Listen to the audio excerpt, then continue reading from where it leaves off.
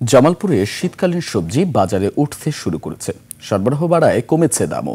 ফুলকপি, বাঁধাকপি, বেগুন, পটল, ঢেঁড়স, লাউ, পেঁপে ও করলা সহ প্রায় সব সবজির কেজি প্রতি দাম কমেছে 10 থেকে 20 টাকা। তবে আলুর দাম কিছুটা বেড়েছে। নতুন পেঁয়াজ বাজারে আসায় কমেছে দাম।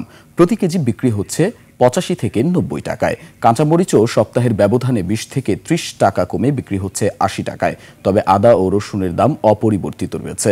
ব্যবসায়ীরা বলছেন সরবরাহ বৃদ্ধি পাওয়ায় দাম কমেছে। অন্যদিকে কৃষকদের অভিযোগ, সার ও কীটনাশকের দাম বেড়ে যাওয়ায় উৎপাদন খরচ তুলতে হিমশিম খেতে হচ্ছে তাদের। বাজারের আরো খবর জানতে সরাসরি যুক্ত হচ্ছেন জামালপুর প্রতিনিধি রাজু আহমেদ ফুয়াদ।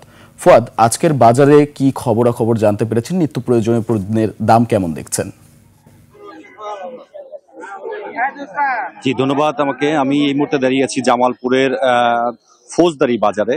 এখানে আসলে সকালবেলা বাজার বসে। এখানে এই আশেপাশে যে চরাঞ্চল আছে, এখানে বিস্তীর্ণ চরাঞ্চলে কিন্তু ব্যাপক পরিমাণে সবজির আবাদ হয়। এই সবজিগুলোই মূলত কৃষকরা এই বাজারে নিয়ে আসে। তবে এই শীতের মৌসুমে যে পরিমাণ সবজি বাজারে উঠতে শুরু করেছে, দাম কিছুটা কমেছে প্রতিটা সবজি। তো এই মুহূর্তে বাজারে যে সমস্ত সবজি আছে, ফুলকপি, বাঁধাকপি, সিম, লাউ, পেঁপে, করল্লা, এই সমস্ত সবজি আসলে গত সপ্তাহের তুলনায় 10 থেকে 20 টাকা কমেছে। আর এখানে ক্রেতারা যেটা বলছে যে আসলে মৌসুম শুরু হওয়াতে যে পরিমাণ সবজি বাজারে এসেছে, সেই আর একটু কমে থাকতো, যদি 20 থেকে 25 টাকা বা 30 টাকার মধ্যে থাকতো, তাহলে হয়তো ক্রেতাদের নাগালের মধ্যে থাকতো।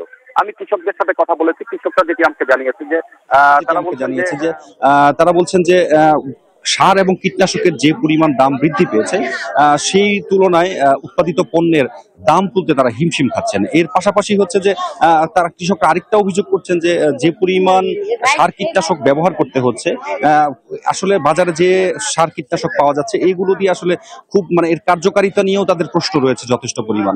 যে সার এবং কীটনাশক ব্যবহার করার কারণে গাছগুলো মরে যাচ্ছে কেন জানি। তো সেই ক্ষেত্রে কৃষকরা আসলে হিমশিম খাচ্ছেন যে তাদের উৎপাদন খরচ তোলা নিয়ে। আর জামালপুরের এই বাজারে আসলে সব ধরনের সবজির পাশাপাশি মাছ, মাংস যেগুলো আছে পাওয়া যাচ্ছে। মাছ, আমি বলতে যাবো যে নদী নালা, খাল বিল শুকনো হওয়ার কারণে মাছ, পর্যাপ্ত পরিমাণ মাছ বাজারে আসছে। তো মাছ আগের তুলনায় কিছুটা দাম কমেছে। আর মুরগি, ব্রয়লার মুরগি, গরুর মাংস, এগুলো অপরিবর্তিত দাম রয়ে গেছে। তো এই ছিল আমার কাছে জামালপুরের বাজার, সকাল বাজার থেকে সর্বশেষ তথ্য।